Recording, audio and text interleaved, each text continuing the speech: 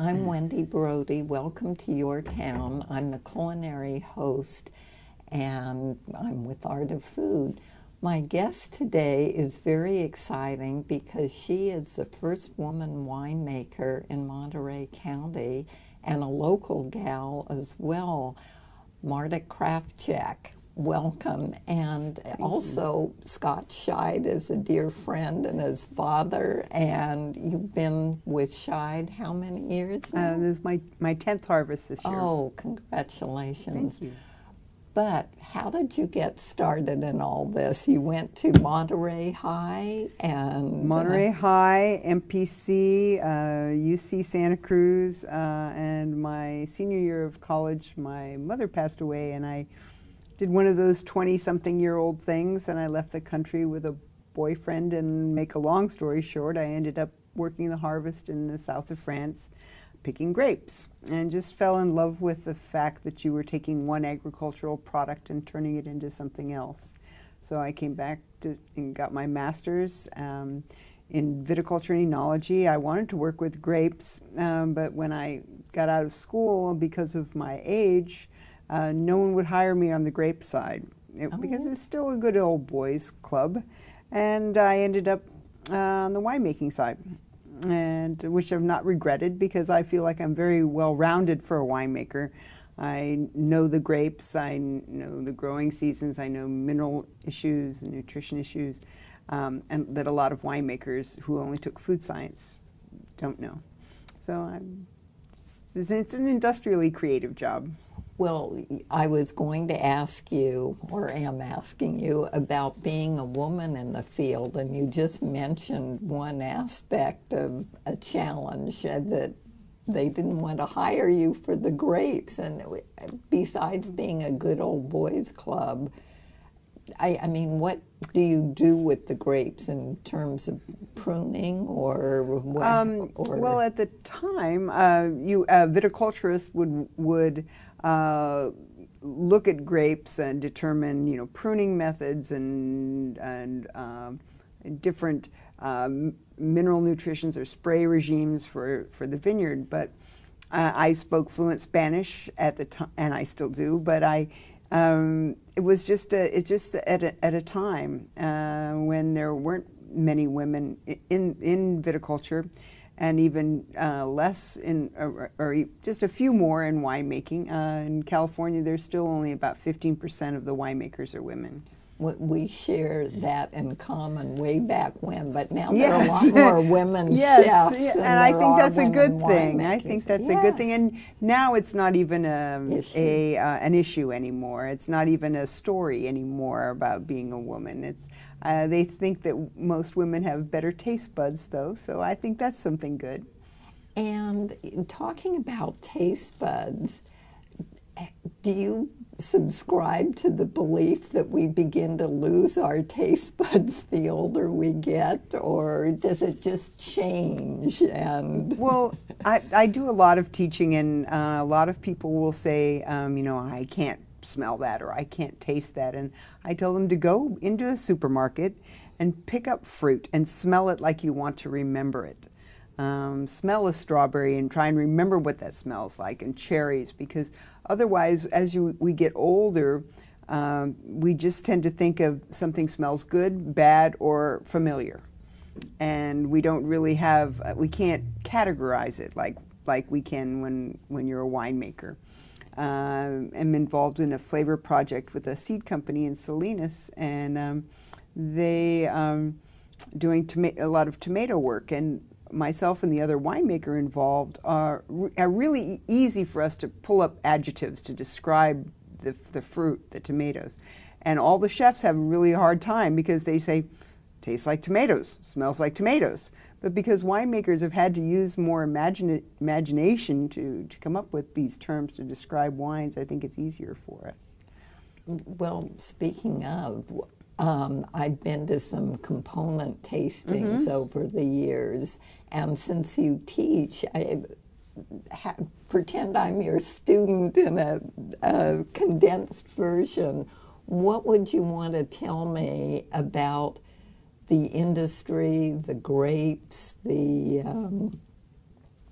what I need to know, how to order it in a restaurant, etc. I think one of the big questions I get asked is people read the back labels and they say, where does the strawberry come from? Where does the peach come from? Where, or whatever that's written on the back label. And I tell them that this is nothing that's added to the grapes. This is just a lexicon that winemakers have had to develop so that they can talk about their wines. And prior to the 1980s, wine was described as bold or sexy or something. You know, it wasn't something that was really defined. And so in the 1980s, a researcher from University of California, Davis, and Noble came up with a way to just try to talk about wines. And I think that's why I suggest people go into the market. But as far as looking at wines and trying to determine what you yourself like, a lot of it depends on your own taste buds and your own background. Some people like sweeter things. Some people like more tannic things. And a lot of it depends on our genetics. Some people really have a hard time with bitterness. And so maybe they don't like those heavier red wines like Cabernet Sauvignon and Petit Syrah. But almost everybody has a fondness for sweetness, so a lot of sweet wines that's probably what sells most out of the tasting room as sweet wines, especially because they're not being served with food. So the sweet wines kind of trick your brain into thinking that I'm eating and drinking at the same time. And what varietals would you put in that category? In the sweet wine category? Things like Riesling, Gewürztraminer, that sort of thing. Most wine is dry, however, and it's meant to be paired with food. And so that's the difference. I think a lot of sweet wines to me would, if they're not for dessert and they're just slightly sweet wines, those are kind of sitting in the garden having a glass of wine kind of wine. Oh, that's lovely. Being a chef, I've had to work with a lot of winemakers, and trying to pair my food and wine, I look at a winemaker and think their bottle is a finished product. I'm the flexible one. So rather than the winemaker trying to match his wines with my food, I feel it's my duty to help in the process. That's unique, Wendy. Well, I hope it isn't. It just, there are so many inspirations that happen between winemakers and chefs. But what are some of your favorite pairings?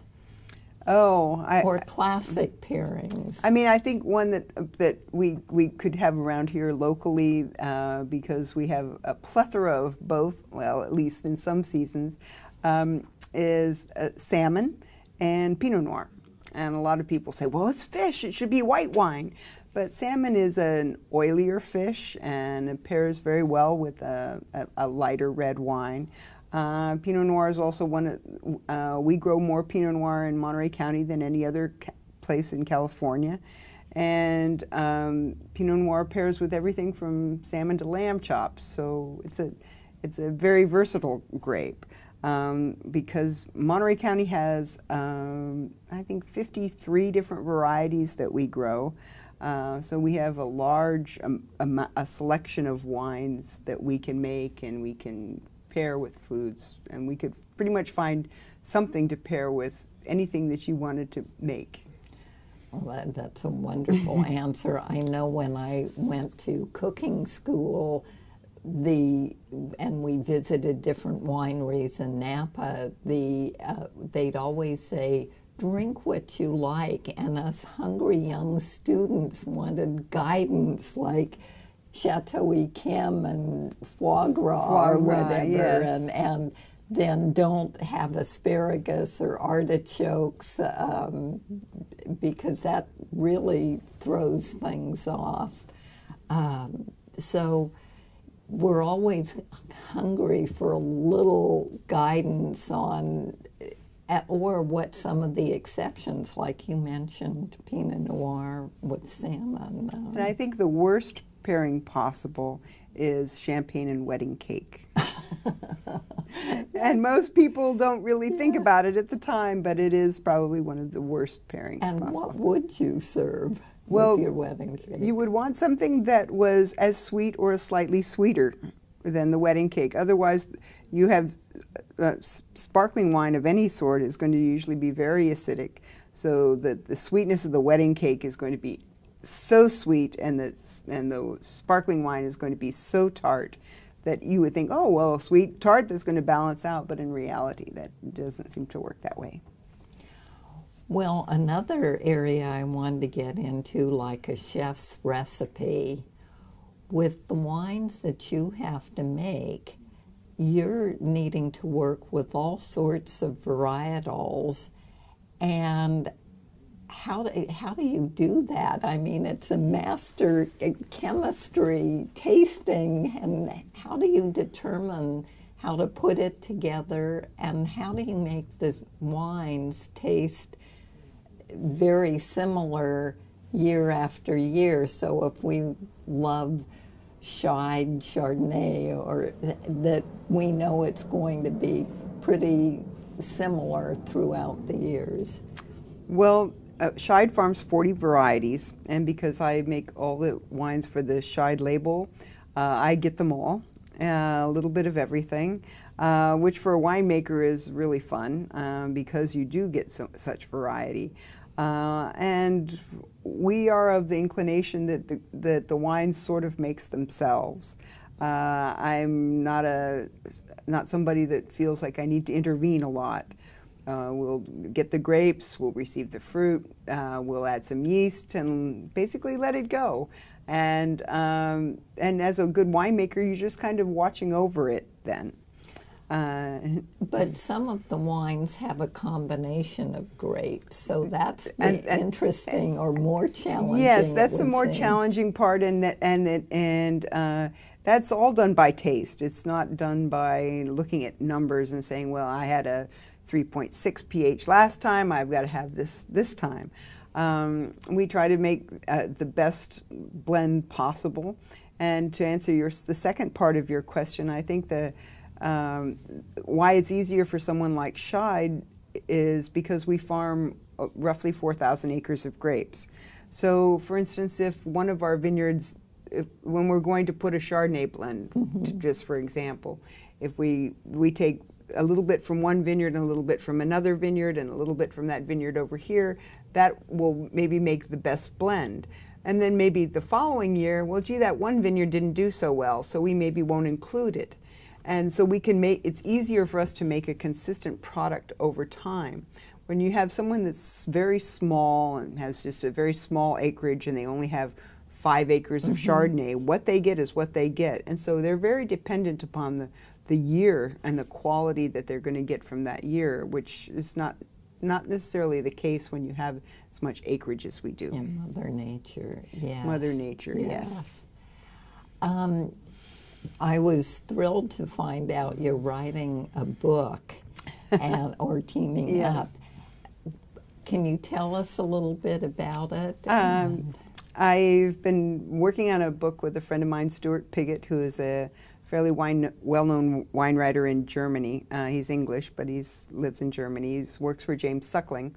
And we wanted to write answers to a lot of the basic wine questions. I have been teaching for Elder Hostel for about 20 years, and I've heard every question from what kind of wine is in the White House to what kind of wine is better for baritones. So you get a lot of these questions and you go, oh, that's interesting. Oh, I never thought to ask that. And so we've kind of put a list of questions together, and we've been answering them, and slowly but surely. And one of these days we'll actually maybe get it published.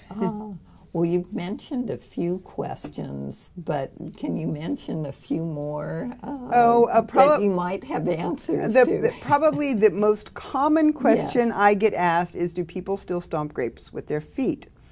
And believe it or not, and the reasoning for that harkens back to I Love Lucy. It was the third most popular I Love Lucy show of all times, and it's in 1956.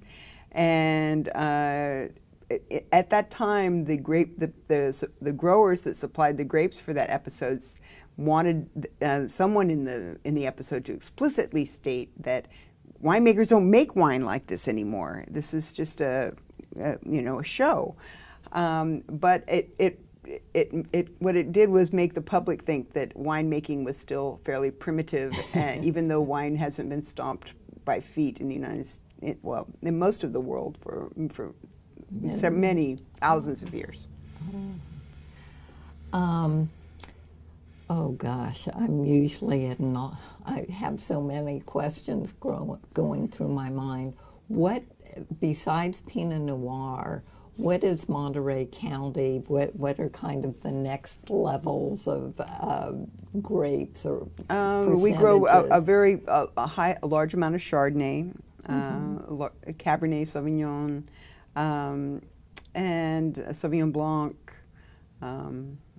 the Pinot Noir, of course, and then there's lots of other varieties. A little bit of Syrah, a little bit of Sangiovese, Tempranillo, Petit Syrah, all kinds of things.